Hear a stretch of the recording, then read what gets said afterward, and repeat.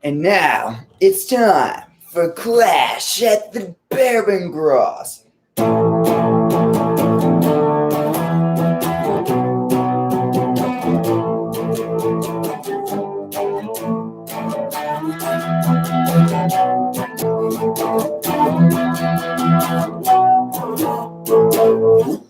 Oh yeah, I probably want to see so and see if motherfuckers join.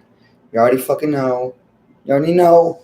It is time for Clash at the Demon Head. I'm just kidding. It's time for Bourbon Gresham's discretion.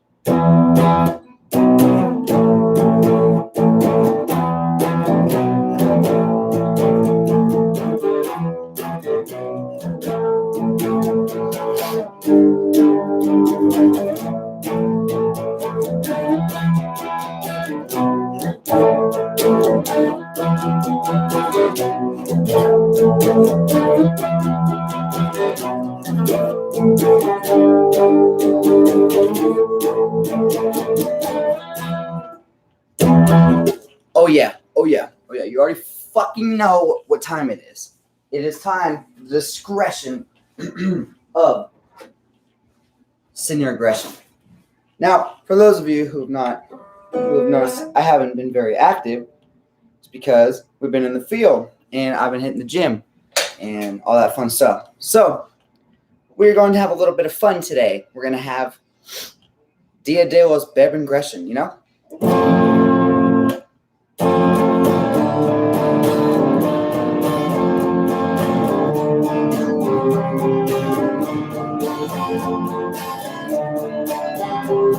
I started out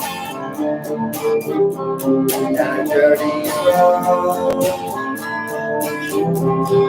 Started out all alone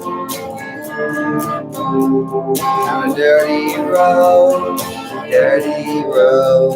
You're all alone, so alone. Here we go, down that road. Melody blue, I see you. We hate the tools, they're not cool. We think that you should join the school. Here we go, you're my bro. Oh yeah. You like hot dogs? Oh yeah.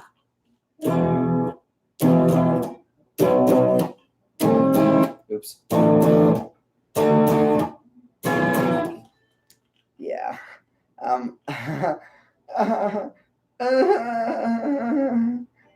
About that. We're gonna improvise, okay?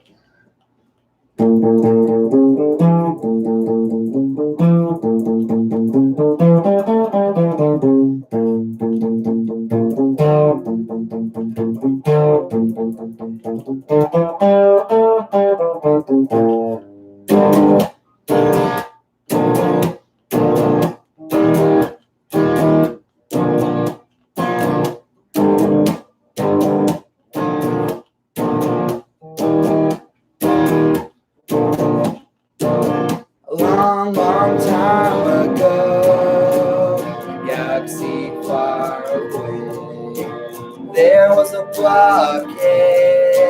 blockade of Naboo.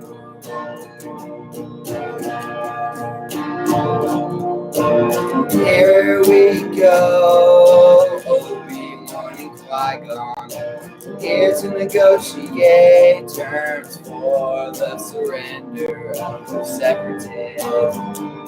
That won't work.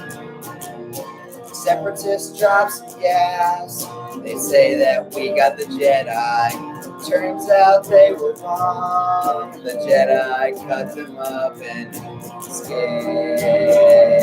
And they saw the Separatists were invading Naboo. They had all of their laser droids, all their tanks and everything. rolling through the streets of the. It's not cool now, Naboo. We're satisfied today. Naboo is stuck in a motherfucking blockade. Republic, can you help us? They said, fuck you, Naboo, you're on your own. The Nabooians were like, alright, screw you, we're gonna get the help of the Gungans. They meet Jar Jar Binks. Oh, we hate Jar Jar Binks. That guy said, Misa gonna help you. But all that dude was got some plastic. He destroyed quite a few droids. A battle broke out. Darth Maul cut Qui-Gon down to a salad. Obi-Wan got Anakin. Obi-Wan promised that he'd train him. Fast forward a few years, now Anakin is in his tweens. He's still a fucking virgin and he still hates sand. Now Obi-Wan and him are close, they've been through so many things together. They are best friends and it's true. Now Padme is not on Naboo. Padme and Anakin go to rescue Obi-Wan. They get stuck in an arena. The Jedi arrive to save the day. There's like 200 of them and hella more battle droids. The battle ensues and many die. The droids are kicking their ass, surprise. In comes all the clones and Yoda on his throne. The clones come out of nowhere and they start fucking shit up. The movie makes it look like they're so boss, but apparently they lost half their force. They still beat the droids. Now the Clone Wars has begun. Yes, oh yes, the Clone Wars has begun.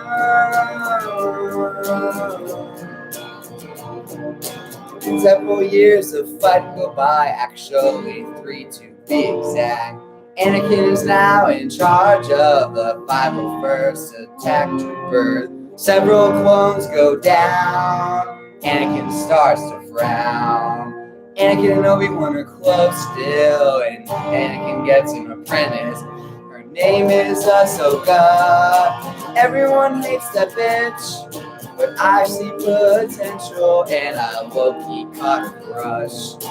I think that it's crazy how many clones had to die. Years go by, battles are won and lost. Now we're getting close to that 4th year, when shit really starts to get here. Palpatine has been orchestrating this whole plot, and Anakin finds out. He tells Mace Windu. Mace Windu tells him to stay back and goes to arrest the Chancellor. A fight then goes and ensues. Lots of Mace Windu die. Palpatine starts to cry and Anakin comes to save his rusty ass. Then we begin. Execute Order 66. The clones turn on them like some sticks, blasting all the Jedi generals except for Obi-Wan and Yoda and Ahsoka too. A lot of the Jedi get pew-pew.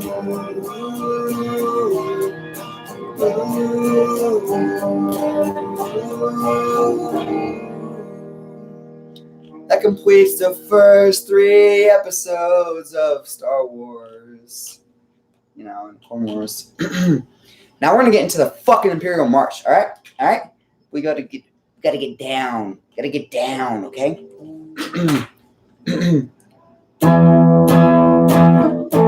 Oops.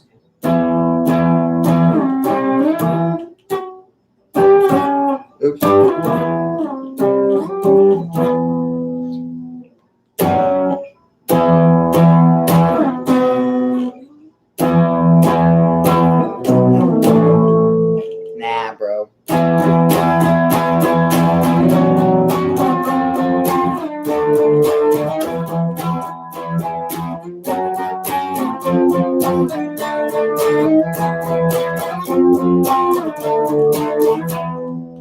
Here we go.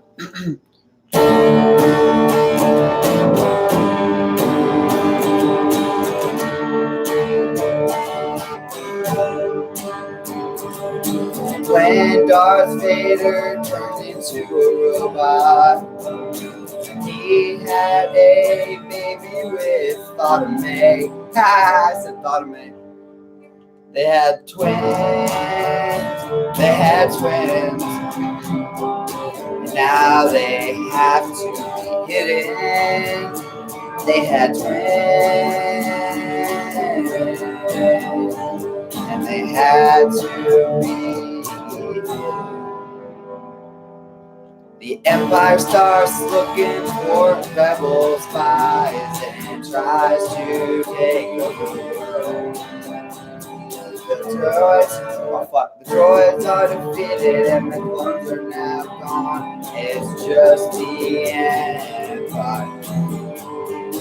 All the places that you used to love are now destroyed to rubble.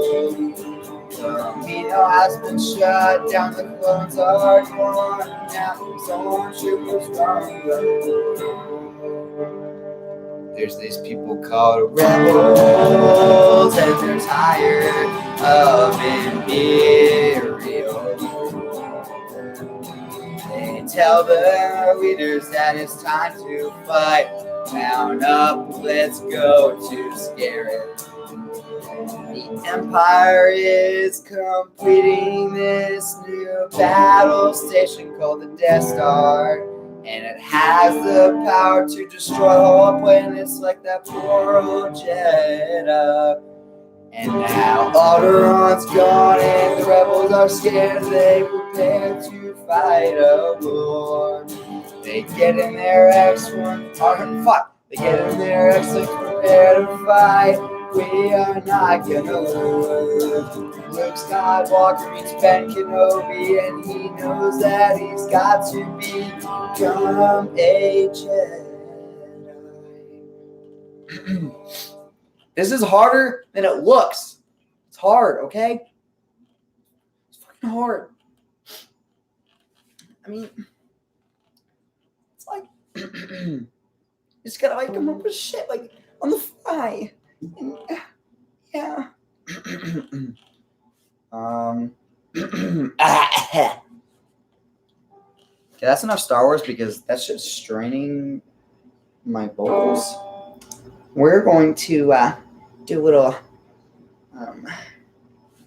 Halloween, you know?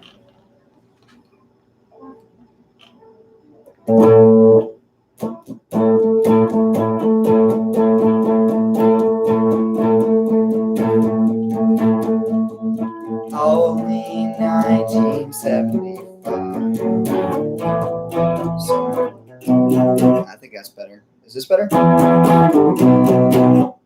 Second one. Second one, Matthew. Second one.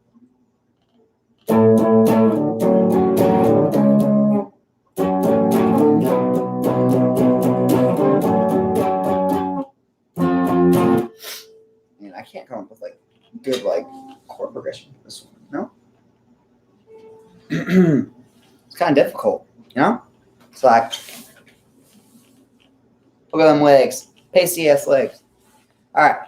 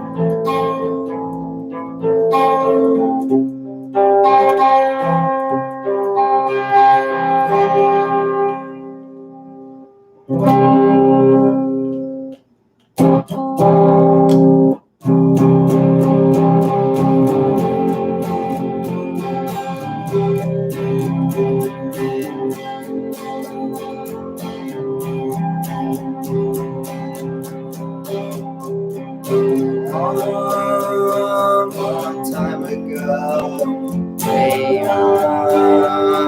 ravioli told himself that he's not afraid of the ocean. He was wrong.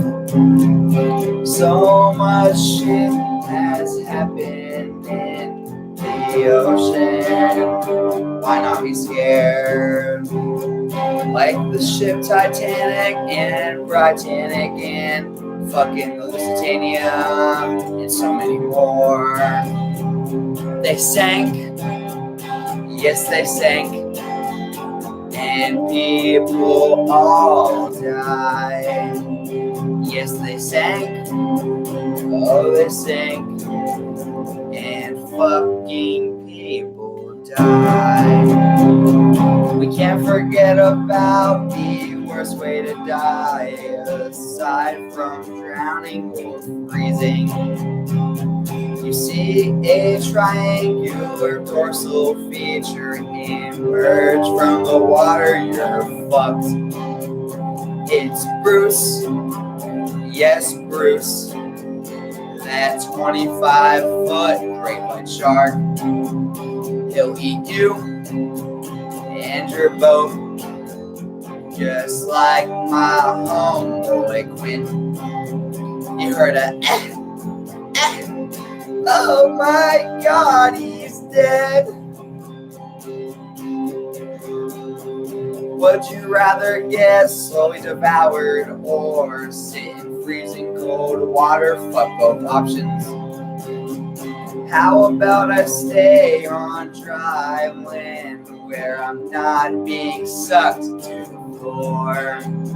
I hate oceans, I hate oceans. No, I will not put on some lotion.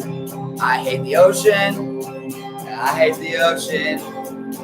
Even though there's plenty of hot bitches. You see, I'd rather not get stuck in the water.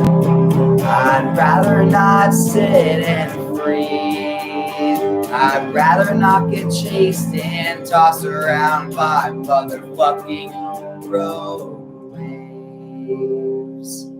Like, for real.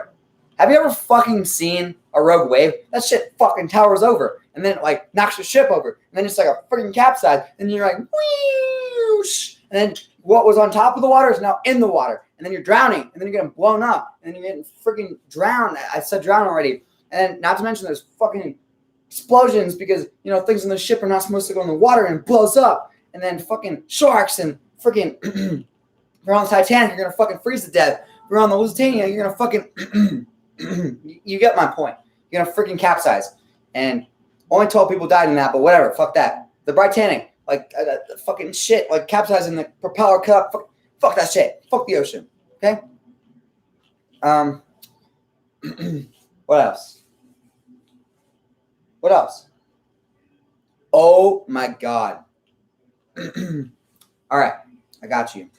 So, I recently watched this movie, okay? And if you know anything about me, you know how I just watch the most random shit fucking ever. But it's great. It's great. A lot of the movies suck, but they're great. They're great in their own right. Like, here's great. Like, here's the actual, like, actually, like, you know, fantastic, like, Lord of the Rings and Star Wars and shit like that. And The Shining, right? And then here's, like, okay, like, okay, I fuck with this. This is weird, but I fuck with it. And there's, like, okay, what the fuck are you doing? But it's got boobs, all right? You get some points. And then this over here, completely on the other side, is like, what the fuck were you doing, dude? You know? Like, fuck you, dude. Stupid, right? So, this movie is, like, stuck in between boobs. Like, yeah, there's boobs. And, like, what the fuck were you doing? It's called Call Girl Cthulhu. It's no longer on Amazon Prime anymore because it sucks. And they just took it off free movies. Thank God. I didn't even finish watching it. It was just weird. I was skipping through it. For 2 reasons. I'm just kidding. I'm kidding. But anyway, honestly, I can't even tell you the fucking premise is how fucking whack and crazy this fucking shit was. Like, this movie is like one of those like movies where it's just like, what were you thinking? Like, whoever made this, like, what went through your head that was like, oh yeah, we're gonna make a movie about this like cult that takes females and basically turns them into Cthulhu, like sacrifices them so he can use their bodies for Shit, I don't fucking know. There's been like rabid fucking animals or something. I don't know. It's weird. It's weird. Take my. Do you hear me? It's weird. Take my word. Okay. It was not an enjoyable watch. Now, on a more positive notes, don't watch that movie. I rewatched The Shining, and I noticed some things. Like, I had an epiphany when I was watching that movie. If you know anything about me, and probably two of you that are watching, you freaking like The Shining. The Shining is a good movie. It's fucking great. You know, it's my best friend, my brother, Obadiah Burb said you can watch The Shining at any point. There's specific points in the day you can watch it, but technically you can watch it at any point of the day and still get good out of it because you get so sucked in that bitch that it's just like it's entertaining, you know. But anyway, so I was rewatching the movie, and one of the first things I noticed is at the beginning when Jack Torrance is like walking through the hotel, and you see all the people like pulling shit out. It's kind of like a what's the word I'm looking for? Like a foreshadowing of what's to come, because you see they're all nobody's like taking their time getting out, right? They're all sorry, I'm like slightly sick. They're all rushing to get the fuck out of there because they know there's something in there.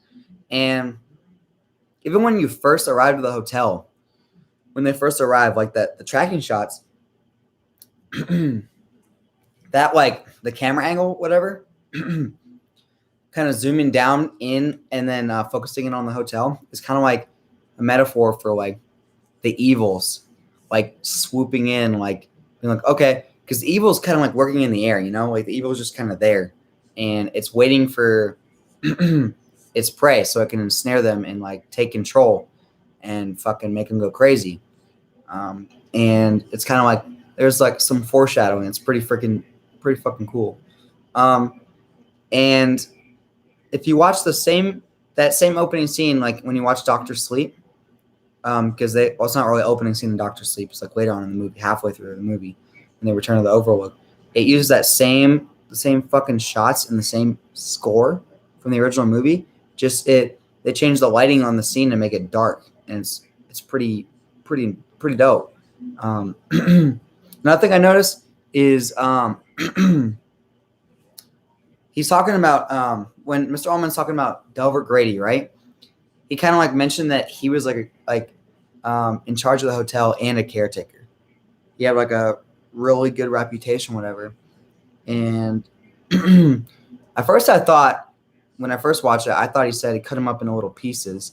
But when I rewatched it, I noticed that he said he cut them up with an axe and stacked them neatly.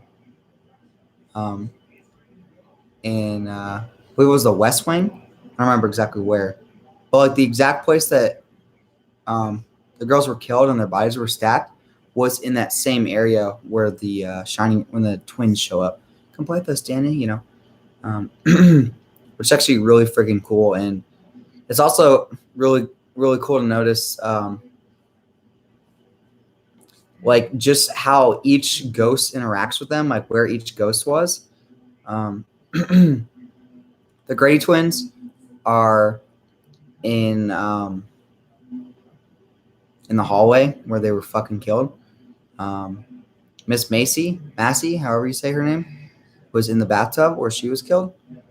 And you can also like get like fucking like clues of like what's gonna happen before it happens just by like paying close attention. Like you can like the Shining isn't like every other horror movie in the sense that it relies so heavily on jump scares and it like overuses them. No, The Shining kind of like does its own thing, you know, like it has its own scariness. Like I remember when I was watching it for the first time, it gives you this sense of unease, and that's a good movie. That's a good horror movie in my opinion. A good sense of unease. That's how I felt with Halloween. Even when that movie ended, when it panned over to like where Michael Myers fell and he got shot off the building and he was gone, and the music started playing, it makes you feel uneasy, you know. Where is this guy? Like through The Shining, like so many subtle things are happening, so many little things. Like Danny's getting visions. Danny got choked out by Miss Massey, and there was this big ass argument on whether Jack Torrance was the one who choked Danny because he's physically there, or it was the ghost. And for a while, I believed it was a ghost, and I honestly still do. But there's some strong evidence that hints that it's not Jack Torrance. It is the ghost. And the ghosts do come back, in Dr. Sleep, like Miss Massey does, and all the ghosts come back, But they are physically able to harm you because you're in their domain. It's like any ghost movie, like The Nun, right? She comes out. She can only hurt you if you're in her area, if she has like power over you. You know what I mean? If you acknowledge that they're there, if you go near them, that's when they can hurt you.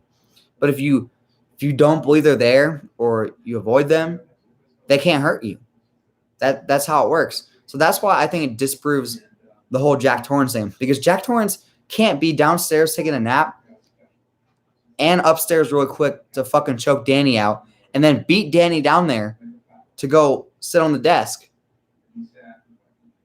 And then when Danny comes down and he's like got like a purple neck, that doesn't make sense,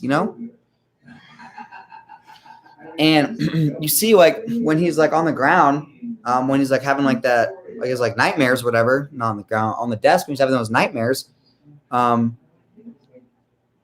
think he's seeing what's happening. I think he's seeing what he's gonna do, and he's like, I don't believe it. But it's at this point that he has a turning point in his mind where his mind completely just goes blank, and he's just like, all right, I'm gonna kill my family. That's what needs to happen because they're getting in my way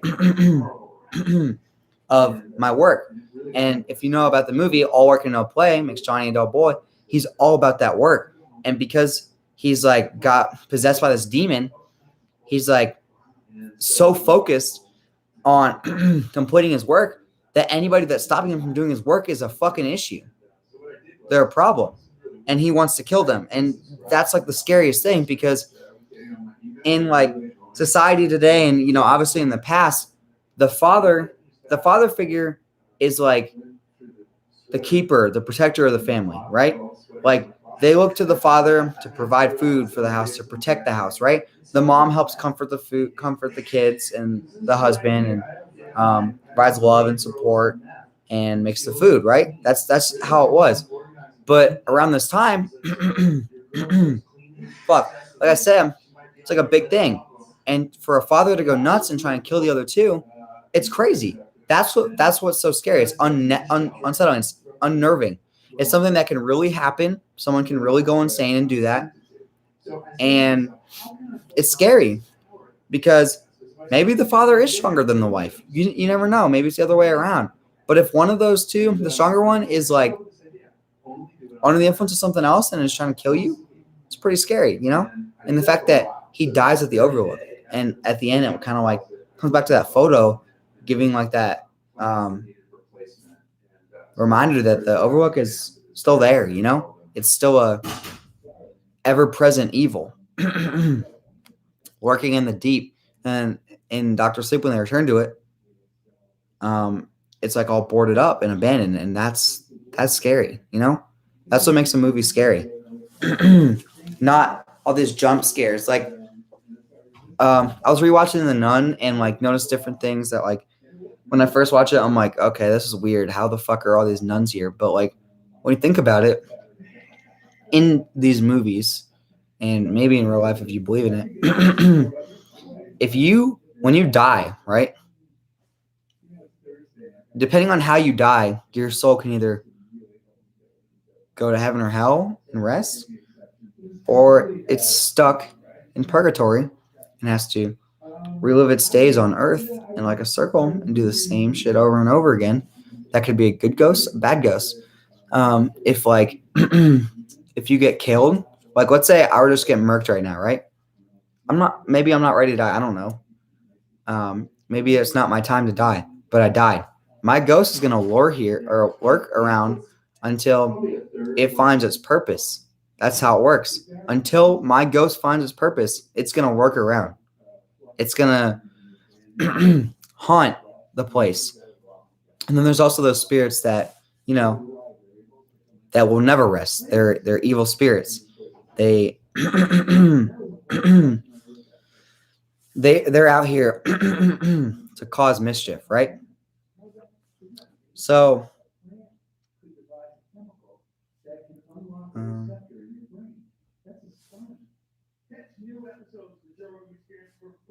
my bad, I got sidetracked.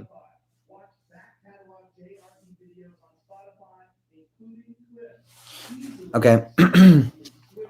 But yeah, like, and if a ghost is stuck in purgatory, they can interact with things around you.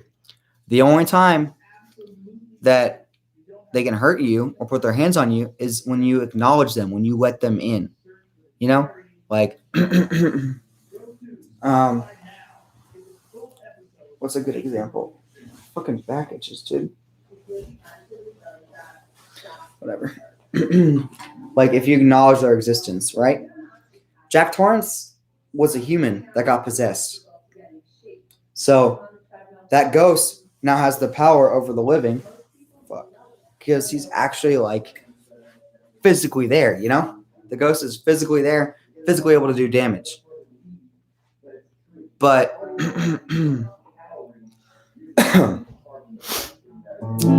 for like ghosts like the nun, like the good nuns and the nun,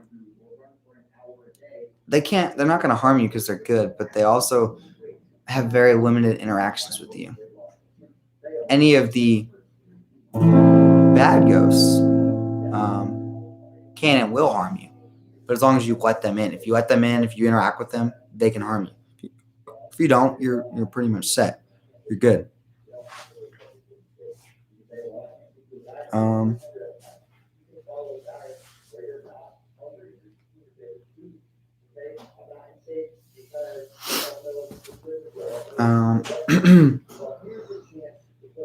What else? That's kind of it. What I like notice on The Shining to be real. Like I said, I like revisiting these movies and going through and like noticing things that I didn't notice before.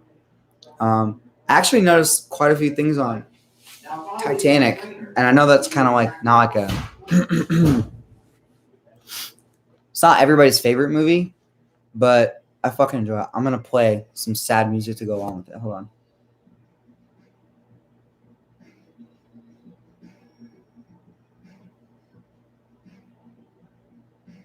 Ready? We're starting this.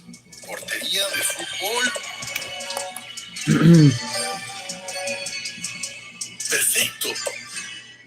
Encuentra lo que te apasiona. Muy bien. Y ve por ello con Google. All right. So, I have Titanic music playing. So, when you watch the movie for the first time, right? When it's going down, when the movie starts out with Brock Lovett doing his first expedition, the dive down to see the Titanic, right?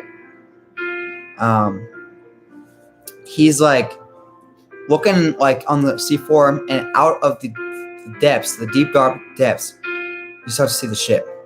It appears, right? And what's cool about it, I mean, you can't really see it now because, this was 100-something years ago. When you get close to the ship and you look at like the fucking, what's it called? You'll get pictures, right? Of like the ship at dry dock. You can see like burn marks on the hull in the exact location where the iceberg hit. And there was like reports that there was a coal fire burning like long before the ship set sail, and even still going while the ship set sail. And it was a whole lot of human error that kind of like brought this ship down, right? They made like a lot of mistakes. They took a bunch of lifeboats out, as you've seen in the movie. The watertight bulkheads didn't reach the top of the decks. They didn't go very high. And there was even like a little slit on the very top of the water type bulkheads for air to get through. But that also means water can get through, right? It's freaking crazy. And when the ship starts to go down, the water type bulkheads are sealed, so the water is contained in it, but there's still that hole, so the water's spilling over the bulkheads from each deck to deck, causing it to, slip further and further. And while it's doing that, there's certain areas of the ship that water never touched until maybe a couple minutes after the ship went down, or a couple seconds rather, because there were air pockets built in where people actually could have survived while the ship was going down, but only for a mere couple seconds before the air pocket was gone, which kind of fucked up. But you can notice the burn marks on the ship during the movie. You can also notice, you'd really notice this mainly if you were into history or whatever, but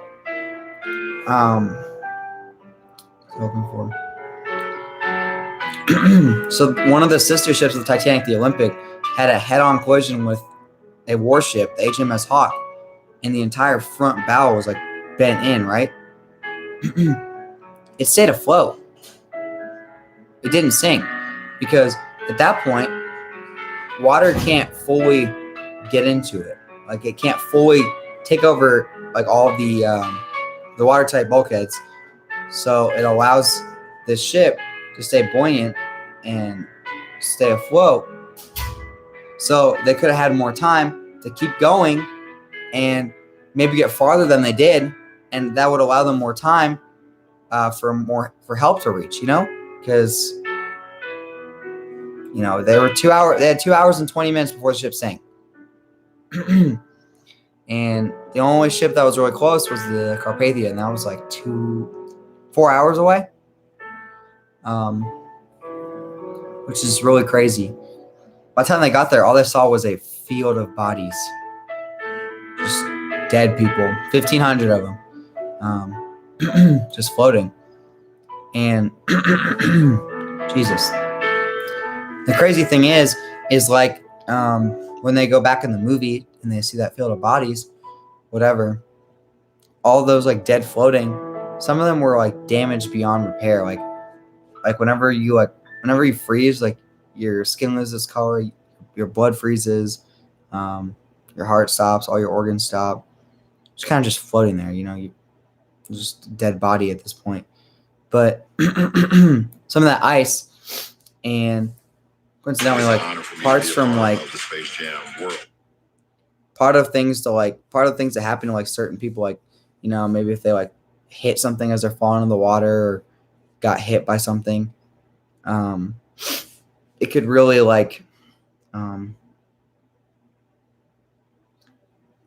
damage their body, their remains. So when they went to go pick people up and save bodies, they only saved there was only they saved maybe 4 or 5 people from the water. 4 people. It's fucking insane. And they only recovered 400 bodies. The rest were lost at sea, buried at sea, because they were too badly damaged or too far gone for someone to identify the remains, which is pretty fucked up. So they let a lot of them just fucking sit there, float around. There were a lot of bodies that got dragged under by the suction, and their remains can be seen with the boots and shit on the ground. It's fucked up, but yeah. So figured I'd show that. Well, I hope you guys enjoyed the stream. Do some more. I'm gonna watch some more movies. I'm gonna do a Black Widow review here soon, so be ready for that, and all that. So y'all have a good one. Take care. Rock on, motherfucker.